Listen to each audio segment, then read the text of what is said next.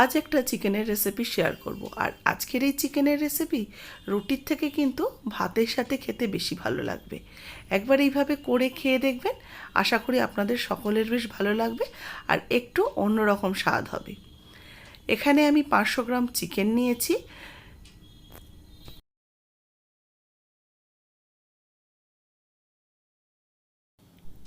চিকেনটা এমনি কারি কাট করা রয়েছে, তবে আজকের এই রেসিপিটাতে চিকেনটা যদি একটু মিডিয়াম সাইজের হয় তাহলে কিন্তু খেতে ভালো হয়।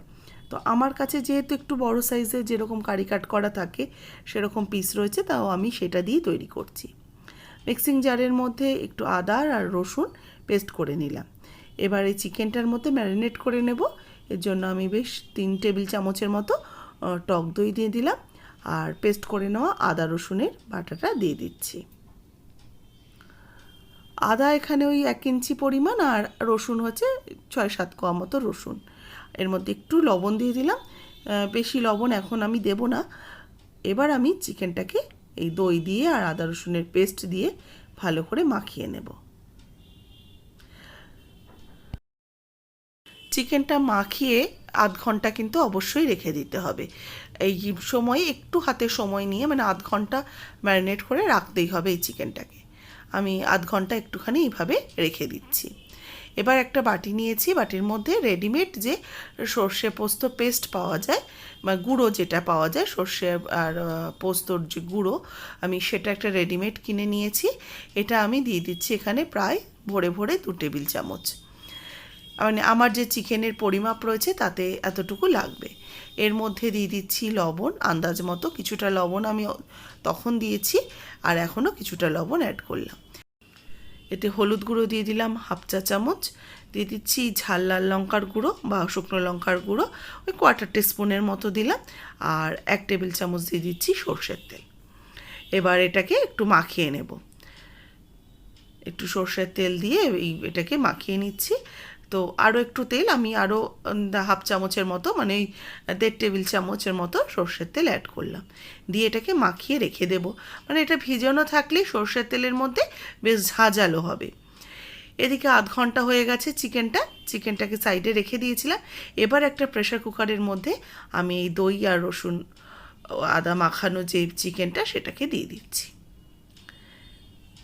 প্রেসার কুকারের মধ্যে দিয়ে এই বাদবাকি যে দইয়ের মিশ্রণটা রয়েছে সেটাও দিয়ে দিলাম। আর এবার এই পাত্রটা ধুয়ে অল্প একটু জল আমি অ্যাড করব, খুব সামান্য একটু জল অ্যাড করছি, কারণ চিকেন থেকে একটু জল বেরোবে, সেই জন্য খুব বেশি জল দেওয়ার প্রয়োজন নেই। এবার প্রেসার কুকারের লিডটা আটকে এটাকে আমি একটা হুইসেল আসার আগে অফ করে দেবো। হিসিং সাউন্ড আসবে, কিছুক্ষণ থাকবে, তারপরে আমি অফ করে প্রেশার পুরোটা রিলিজ হবে, তারপর আমি ঢাকাটা খুলব। সিটি কিন্তু দেওয়া যাবে না। দেখুন আমি এখানে প্রেশারটা খুলে নিয়েছি, বেশ খানিকটা জল বের হয়েছে। আমি কিন্তু দেখুন অল্প জলই দিয়েছি, তাও খানিকটা জল বের হয়েছে। এবার এটাকে আমি একটু সাইডে রেখে দিচ্ছি। এই জন্য কিন্তু খুব বেশি জল দিইনি, যেন খুব একটা ঝোল না হয়ে যায়। এবার কড়াই বসিয়ে অল্প একটু তেল দিয়ে দিলাম। তেলের মধ্যে দিয়ে দিচ্ছি একটু কুচানো পেঁয়াজ, ওই একটা মিডিয়াম সাইজের পেঁয়াজ কুচিয়ে নিয়েছি, পেঁয়াজটা দিয়ে দিচ্ছি। পেঁয়াজটাকে লাল করে ভাজবো না, একটু নরম করে ভাজবো, সেজন্য আঁচটাকে একদম কম রেখে একটু নরম করে পেঁয়াজটাকে ভেজে নিচ্ছি। পেঁয়াজ একটু স্বচ্ছ ব্যাপারটা চলে এলে দিয়ে দিচ্ছি কয়েকটা চেরা কাঁচা লঙ্কা। পেঁয়াজ আর লঙ্কাটাকে একটু ভেজে নেব। পেঁয়াজ লঙ্কা ভাজার দেখবেন সুন্দর একটা ফ্লেভার বেরোবে, তখন এটাকে নামিয়ে রেখে দেব। পেঁয়াজ লঙ্কা ভাজা হয়ে গেছে, এটাকে নামিয়ে নিয়েছি। এবার কুকারের থেকে চিকেনের পিসগুলো একটা একটু উঁচু বাটিতে নিয়ে নিচ্ছি। জলটা কিন্তু আমি চিকেনের যে স্টকটা সেটা আমি সাইডে রেখে দিলাম, এটা কিন্তু দরকার আছে, এটা ফেলবেন না, এটা রেখে দিতে হবে। এবার এই মিশ্রণটা যে করেছি এইটার মধ্যে আমি চিকেনের স্টকটা দিয়ে দিয়ে কিন্তু পাতলা করেছি। আমি সর্ষের তেল দিয়ে ভিজিয়ে রেখেছিলাম, তারপরে কিন্তু এই চিকেনের স্টকটা দেখুন অল্প অল্প করে আমি এই সর্ষে বাটার মধ্যে দিয়ে নিচ্ছি, আস্তে আস্তে করে গুলে নেব। বেশ একটু পাতলা লিকুইড মতো হয়ে গেল জিনিসটা।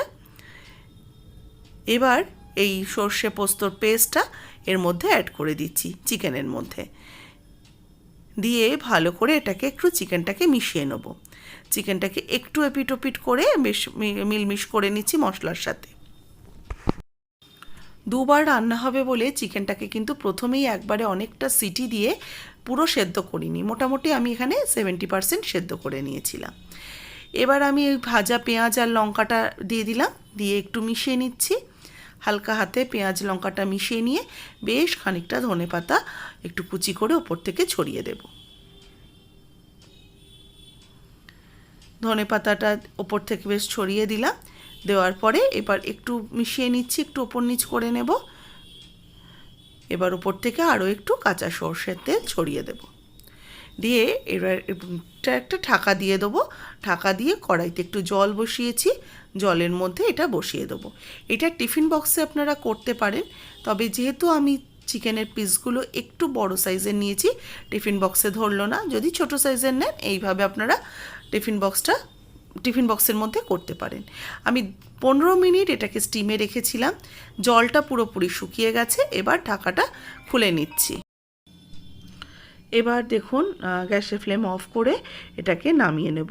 তবে এখনই এটাকে সার্ভ করব না, একটু এটাকে খুন্তি দিয়ে বা হাতা দিয়ে একটু ওপর নিচ করে নিচ্ছি, ব্যাপারটা করে নিয়ে গ্যাসের ফ্লেম অফ করে এটাকে ঢাকা দিয়ে আরও কিছুক্ষণ আমি স্ট্যান্ডিং টাইমে রেখে দেবো। মোটামুটি মিনিট 10 রেখে দেবো। 15 মিনিট কুক করেছি আর 10 মিনিট এটাকে স্ট্যান্ডিং টাইমে রেখে দেবো। তারপর দেখুন কিছুক্ষণ পর আমি ঢাকাটা খুলে এটাকে নামিয়ে নিয়ে এবার এটাকে সার্ভ করে নিচ্ছি। আজকের রেসিপিটা আমি যখন স্কুল লাইফে পড়ি তখন এইভাবে আমার এক মামি খাইয়েছিল, তো স্বাদটা এখনও মনে রয়েছে। খানিকটা সেরকমভাবেই চেষ্টা করেছি আপনাদের সাথে শেয়ার করার। নামিয়ে নেওয়ার পর ওপর থেকে কিছুটা ধনেপাতা কুচি, একটু কাঁচা লঙ্কা, চেরা কাঁচা লঙ্কা, আর যদি কেউ চান তো একটু স্ট্রং ফ্লেভারের জন্য একটু কাঁচা সর্ষের তেল ওপর থেকে ছড়িয়ে দিতে পারেন। রেসিপি কেমন লাগলো অবশ্যই কমেন্টস বক্সে জানাতে ভুলবেন না। ভালো লাগলে লাইক শেয়ার করবেন, যারা নতুন দেখছেন সাবস্ক্রাইব করে নেবেন। ফেসবুক পেজের বন্ধুরা পেজটাকে অবশ্যই ফলো করুন। রেসিপিটা কেমন লাগলো কমেন্টস বক্সে কিন্তু জানাতে একদমই ভুলবেন না।